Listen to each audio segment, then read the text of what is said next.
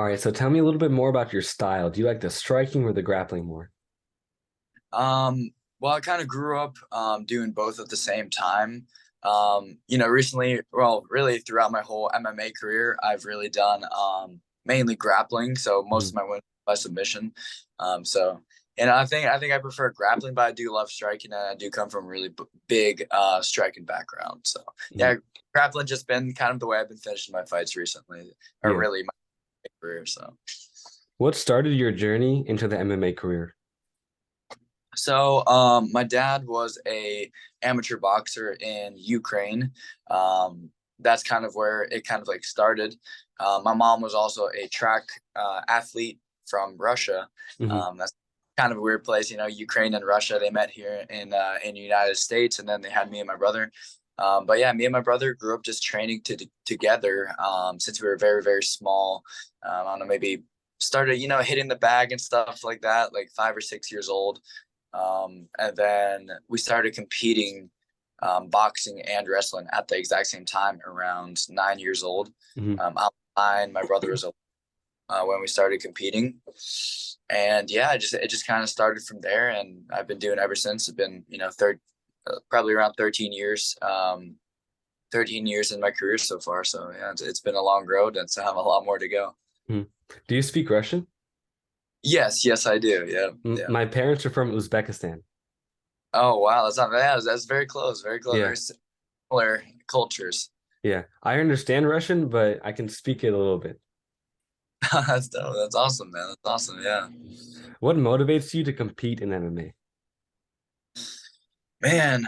I think it's just like you don't get any other feeling like it. It's just one of those things where it's like when you're in the cage, when you step in there and the door's shut, it's like it's almost like calming, but at the same time, the adrenaline just rushing through your body, Hmm. and it's almost like the best way to explain, I guess, is like super focus. Um, and like you're just in there and you're just like so focused, and like nothing around you matters anymore. Hmm. And I think that's a really like addicting feeling, so that kind of motivates me to like keep fighting and doing all that, and obviously like striving to be better as an athlete and just learning new skills. And this just has been a passion of mine since I was very, very young, and I really don't see me doing anything else outside of it. I don't really have like a plan B, like some people do. I just have one thing, and Hmm. one thing, that's really all I want to strive for, and try to be the best I can at it. That's very good. How do you prepare yourself for a fight mentally?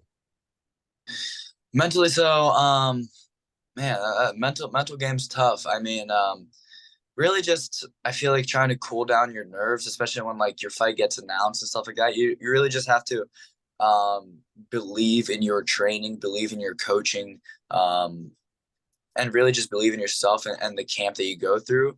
Obviously, there's going to be times where, for example, like my last fight, I had a very rough camp. I got sick. I got cut 2 weeks before my fight during sparring.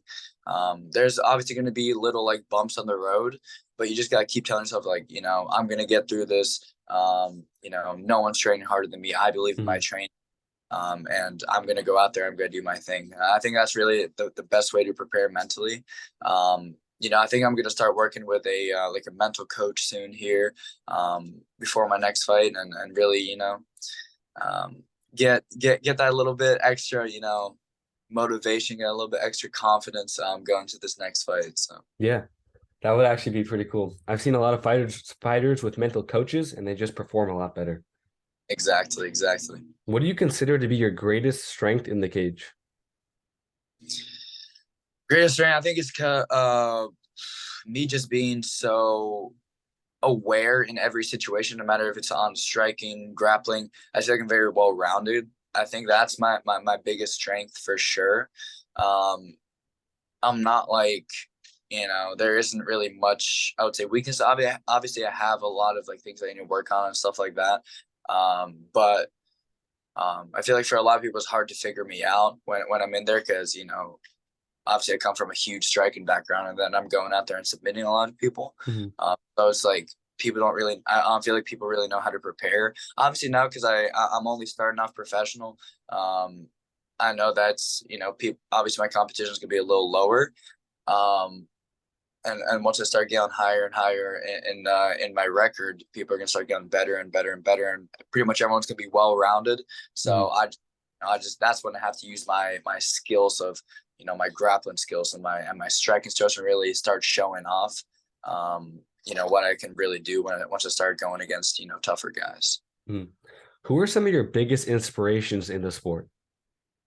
Biggest inspiration, man. My very first one has to be George St. Pierre. That was my first like dream person that I've always wanted to be like. He was like my role model, pretty much. Such a humble guy. Just you can just tell that the dude just comes in, works hard, wins fights, and is just super respectful the whole time. That's kind of like my first role model. And then second one, after GSP kind of ended his career, was probably John Jones.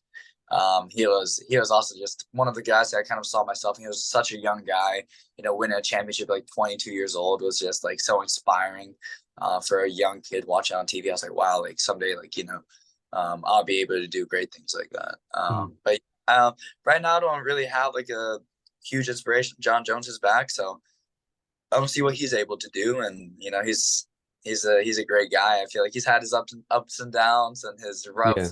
rough times, but he's back, and hopefully he keeps on track. How did you feel about his last performance? Man, amazing! That was so dominant. Like Yeah. obviously everyone has their doubts seeing a guy come from such a long layoff, like and then coming up to heavyweight as well. I was like, how is he going to do a heavyweight? Um, I don't really know what to expect, especially since Gain was such a good, dominant heavyweight. Mhm. I thought it was going to be a way harder fight than what he Same. made. He made it look too easy. I know it was like him going against like a beginner, like in the training room. It was wild. Mhm. Where do you see your career within the next couple of years? Man, hopefully I'll be able to stay with the PFL. At least for now. I'm like I said, I'm a new professional in 2-0. I love PFL. I love how they treat fighters. Love how they treat me. They've been doing. They've been really taking care of me, and that's really all I need. Build my record, get taken care of, and as well as get that exposure that I need. And yeah, just hopefully keep winning fights. Maybe here in a couple of years, I'll be able to go for that $1 million journey. Mhm. We'll see. What's your ultimate goal in your MMA career? Honestly, I'm not a guy that looks too much into like the future stuff, but obviously a goal would be um, obviously being financially stable. I think that's a big goal. Um, and really just competing as long as I can. I think just staying healthy and competing as long as I can is also another big goal. Um, but obviously winning things and becoming a world championship, getting those championship belts, that's all cool. But I always look at one step ahead of me. What's next? I don't really like looking into the future. Mhm. I like working on my skills now, staying motivated, staying disciplined, and I was just training towards that goal. That eventually, I will be fighting for, against one of the best people in the world, and hopefully winning a world title. Mhm. You train at one of the best gyms in the world, Sanford MMA or Killcliff MMA. Can you describe what it's like training there? Man, the atmosphere is just amazing over there. It's such a welcoming gym, and I am super lucky to have joined that gym and got accepted to that gym. Actually, when I trained back in Nashville, MMA, where I'm originally from, Nashville, Tennessee. Um, Michael Chandler was a co-owner of our gym, Nashville MMA. He owned like a little part of it, and Mhm. he would like pop in and give me work, and we would do like one-on-ones, and he would just train with me, and he I asked him like, hey, like I want to come down, check the gym out in Florida. Just because I kind of knew that I started almost like outgrowing the gym a little bit. Um, you know, I still had, a really good training partner, but just overall, I needed more people and more high level experience if I wanted to make that sacrifice to where I wanted to be with my goals. And so I knew like I had to make a switch. I had to train with the best to be the best, as you hear a lot of people say. And yeah, that's exactly what I did. I asked Michael Chandler, like, hey, can I come down? He hit up the head coach, Henry Hooft. And Henry was like, yeah, you can come in, you can check it out. And I did. Got to meet Henry, all these guys. And, I came back a couple times. I was just like coming in and out for like 1 or 2 weeks to come train. And I feel like a lot of the coaches saw something in me, and they welcomed me with open arms, and I started training there. I've been training here for around 9 months now, Mm. and it's a journey. It's so welcoming. Like I said, like all the guys, like there's no ego there. Everyone treats you like you're even. Everyone wants you to be better. Um, and everyone just strives to reach one goal as a team, as a unit together, and pushes and motivates each other. That's Mhm. that's what. That's a pretty incredible story. You Yeah. train with one of the best coaches in the world, Henry Hooft. Can you describe his coaching style and how it's different from other coaches you've trained with? Man, Henry, he's actually a very funny guy. He's interesting, funny guy. Like you wouldn't expect him to be like that, but he's like amazing guy, super welcome, super nice. But he's also stern and very, very he teaches the basics, everything just effective, basic, and straight to the point. He doesn't really teach the fancy stuff, spinning wheel kicks, spinning backs. He doesn't really teach things like that. Everything he really does just sticks to the basics, and how a lot of people say basics win fights, Mhm. and well, I feel like he's really stuck to that, and that's why he's so many great fighters are coming out of that gym, because literally we just go over basics. And people think, oh, you need something more than that. No, you don't. All you need is basics, and just sticking to that repetition, basics, discipline, and just doing that, you're going to be best in the world if you keep doing it enough. How do you strategize the game plan for a particular fighter? Just watching a lot of tape, obviously. Just seeing where his strengths are versus my weaknesses. So if I'm like fighting a good wrestler, obviously I want to would probably be focusing a lot on like knees, uppercuts, just getting ready for that shot, and obviously like scrambles and cage work and all that stuff.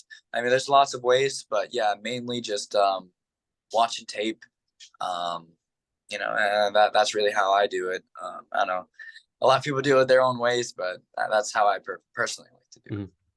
What's it like training with Gilbert Burns? And Gilbert, actually, yeah, Gilbert's been one of my stretching partners. Usually after practice, we just me and him, we just you know go ahead and like stretch. There's a couple like stretches that we do for like knee mobility, hip mobility, all this stuff. And he's such a nice guy. Probably one of the most humble guys you'll ever meet. Most of the humble, hardworking, and disciplined guys you'll meet. I'll have to say that about him. Like he's just so disciplined, and you can see that's why he does so well in his career, and that's where he's at. Where he's at. He's probably one of the hardest working high level guys I've ever seen. He's always in the gym, and he's always like a team leader. He sets that example. He sets that energy in the room. And same thing. Like he tries to make everyone better. And that's such a good example, for a team leader. And that's all I really need. And yeah, Gilbert's been I've been talking to him a lot, and trying to learn and soak up as much knowledge from a veteran like that. And he does like cold tubs before practice. I started doing that a little bit. Same thing with like stretching, and then obviously like supplement things and all that stuff. So I've been trying to soak up as much knowledge as I can from him. Mhm. Where did your nickname come from? Which one? It's DNA, right? I used to be okay. So this is what happened. So I used to be Russian DNA. That was my nickname. It's not really anymore. I don't have a nickname at the current moment. So what happened was right before I fought for PFL Challenger Series, the whole war in Ukraine and Russia started, Mhm. and my family is on both sides, so I didn't want to be that guy to just pick a side and be like, okay, rooting for Russia, I'm rooting for Ukraine, Hmm. and I couldn't really find a nickname that would complement both. So I just kind of like didn't want to use a nickname and haven't since. Um, like my Instagram handle used to be Russian DNA and all that stuff, but just for the respect for Ukraine, and I don't, I hate war, Yeah. and families on both sides, and it's worrying. So yeah, I just didn't want to just do that for the sake of my family's respect over there in Ukraine. Hmm. Can you talk about your mentality for a fight? Are you going in there like it's just business, or do you want to like kill the guy? What's your mentality? So I would say I'm just a competitor. Like everything I see, everything I is just a competition for me. I don't really get emotional, I would say. Obviously everyone gets emotional. Emotions are basic human nature. Like if you get hit, you want to hit someone back. Small things like that, but I really see it as almost like a game of like, okay, who can outscore who can land the cleaner punch, who can get the better takedown, who plays his cards better, who some people, go out there and gas out in the first round, try to squeeze, Hmm. end up losing the fight. Um, some people, come out, give it all they got and striking, and then, gas down and start going out. So I like to be just calm and collected, really, and look at it as like a competition of like it's like a chess game, who's a smarter player, and that's really how I've been my whole life. And I've never really seen it as a fight. Interesting fact. I've actually never been in a street fight before. I've had 88 amateur boxing matches. I've had over 500 wrestling matches. But I've never ever been in a street fight before. The only person I've really fought bare knuckle was my brother when we would like fights at home. But that didn't go well for me because he was usually the older brother. So Hmm. No, but yeah, I love that analogy. When people ask me like, why do you like watching fights? I say it's the most technical chess game you're gonna see. exactly, 100%. Yeah. percent And my last question for you is, what is your favorite UFC fight you've ever watched of all time? Oh, you got to put me on the spot. That's such a tough one, man. Probably one that stands out. I mean, don't get me wrong, there's so many amazing UFC fights, even recently that I've watched, and they just keep coming, to be honest. Um, One that stands out, one that's like legendary for me was, I don't know, it was like one of those things like childhood like memory, like something that stuck in my head was Pat Barry and Czech Congo. Hmm. That when he came back and he Yeah, that just exchange was crazy. that was probably like one of the fights that like stuck out to me mentally.